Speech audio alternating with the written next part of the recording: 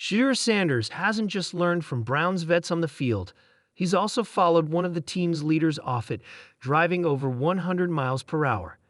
The drama surrounding Shedeur Sanders and the Cleveland Browns has intensified over the past week after it was revealed that the rookie quarterback was cited twice for excessive speeding in Cleveland, both incidents occurring within a span of just 2 weeks.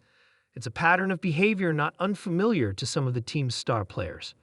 According to reports from WKBN-TV in Cleveland, Sanders was first pulled over by the Ohio State Highway Patrol in Brunswick Hills for driving 91 miles per hour in a 65 miles per hour zone.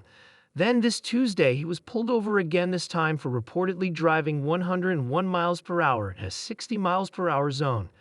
At the start of the offseason, Joe Flacco made it clear that he wasn't on the team to mentor or babysit either Sanders or Dillon Gabriel. Since then, it seems the former Colorado PB has been following in the footsteps of some of the Browns' locker room leaders, even if those steps aren't heading in the right direction. Sanders following Myles Garrett's footsteps. Browns star defensive end Myles Garrett is one of the leaders head coach Kevin Stefanski is counting on to help lead the team to a winning season. However, his first decision of the offseason, skipping the team's OTAs, leaves much to be desired from someone considered a team leader. It appears he may not be the best role model for the Browns' younger players.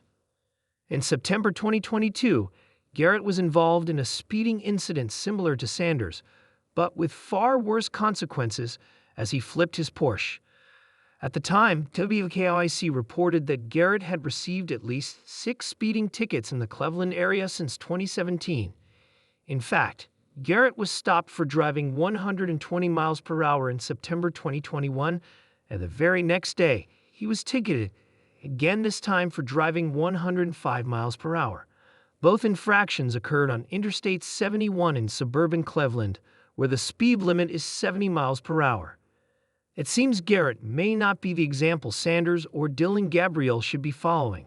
Perhaps it would be wiser to look to 17-year NFL veteran Joe Flacco instead. In the quiet lull between minicamp drills and film sessions, Shedeur Sanders found himself gripping the steering wheel of a matte black sports car, the engine's low growl vibrating through his chest. The freeway stretched ahead like an empty playbook waiting to be written. He glanced at the speedometer. 98. Then 100. 110. To some, it might have looked like a reckless joyride, but in that moment, Shedeur wasn't just racing asphalt, he was chasing something deeper. Legacy. Identity. A way to prove to himself he can handle not just the velocity of the NFL, but the pressure that came with being Deion Sanders' son, the expectation of greatness, and the noise of critics who saw him as a name before they saw his game.